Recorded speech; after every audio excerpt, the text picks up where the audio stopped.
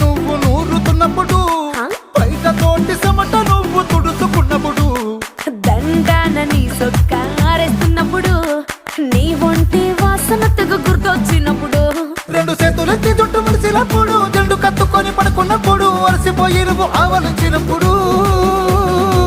వచ్చుండై feelings వచ్చి వచ్చి చంపేస్తుండై feelings వచ్చుండాయి